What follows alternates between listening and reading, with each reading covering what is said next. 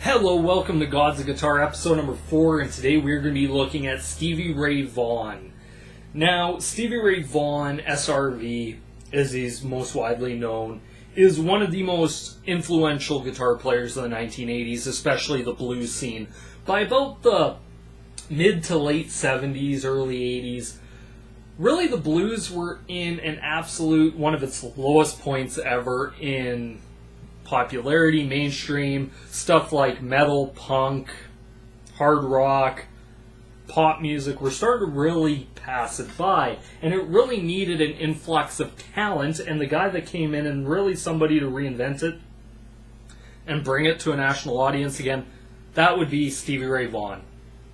Now, Stevie Ray Vaughan is one of the most influential guitar players, especially of that 1980s blues revival, reinventing guys like Eric Clapton, Buddy Guy, B.B. King, Albert King, Robert Cray was in there as well, really starting to push the blues again.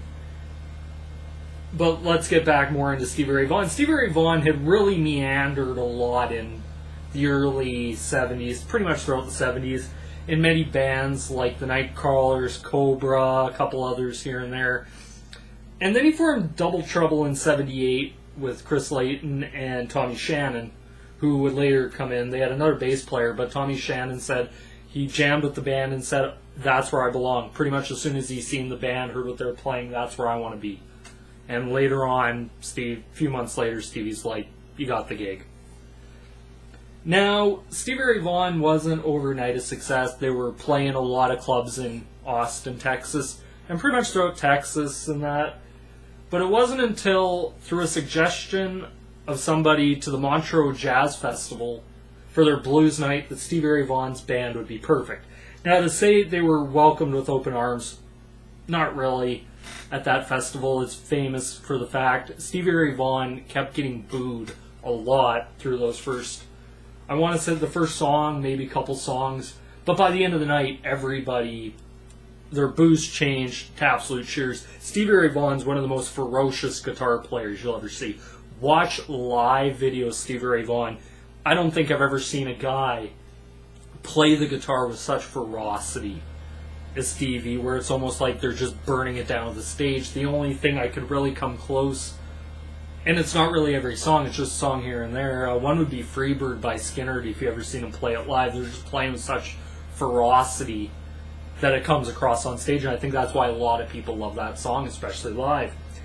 Now, some songs that Stevie Ray Vaughan, if you're ever looking to get into Stevie Ray Vaughan, these are must-listens, because they're absolutely fantastic. Songs such as Pride and Joy that has that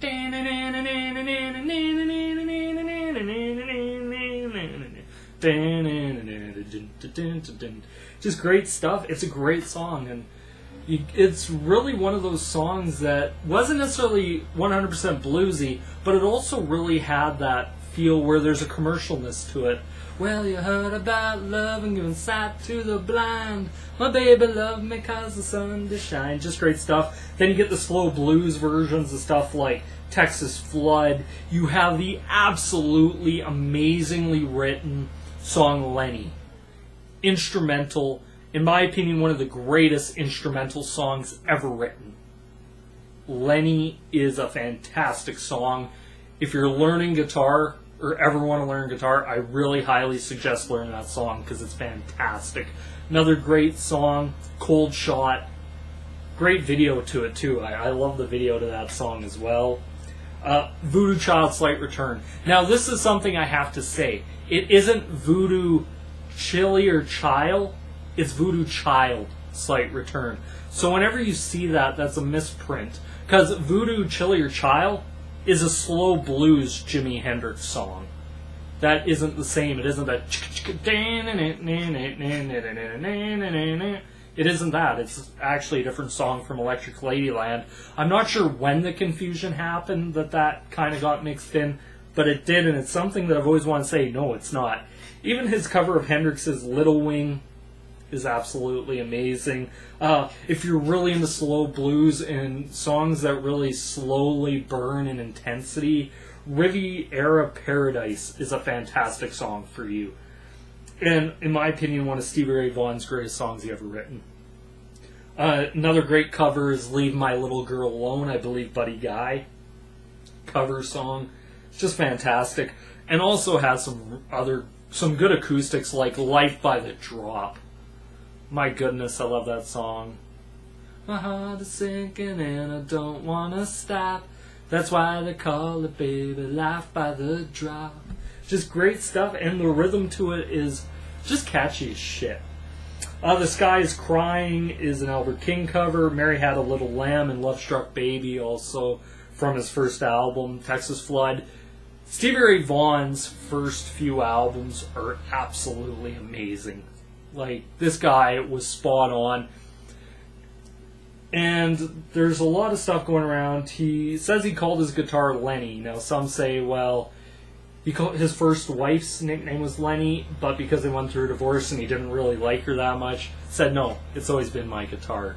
And, yeah, that's Stevie. But looking at Stevie Ray Vaughan, he had something that a lot of people said Jimi Hendrix also had, and you could really see it on stuff like Voodoo Child, where he took what Hendrix was doing and he expanded on it. It's like he mentally knew exactly where Hendrix wanted to go. And it kind of goes back to my last video about Frank Zappa as well, which, hey, shameless plug, go watch that video after you watch this one, is where Zappa also talked about Hendrix and said if Jimi Hendrix knew exactly what he was doing on guitar, not that he didn't, but if he had somebody there that could explain to him what the hell he was doing and where he could have gone, and as Zappa said, maybe have left a lot of the drugs behind and stuff, he could have been 100 times better than what he was. But hey, who are we to call out Jimi Hendrix? But he had a lot of that in him that you really notice a lot. And it's a shame that Stevie Ray Vaughan died so young, because I would have loved to have seen what he'd done through the 90s, through the 2000s.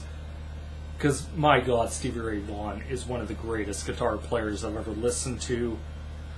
But anyway, that's my thoughts. God's a guitar. I don't think there's a guitar player out there, in my opinion, that in such a short time made such a big impact. I know it seems like a decade is a long time, but it really isn't. It really isn't when you think of the grand scheme of life. Just like Randy Rhoads, what could Randy Rhoads have done through the 90s and 2000s had he lived? But anyway, that's my thoughts. I'd like to hear your guys' thoughts and opinions. What's your guys' thoughts and opinions on Stevie Ray Vaughan? This is me here once again. Be sure to like, comment, favorite, subscribe down below. Peace.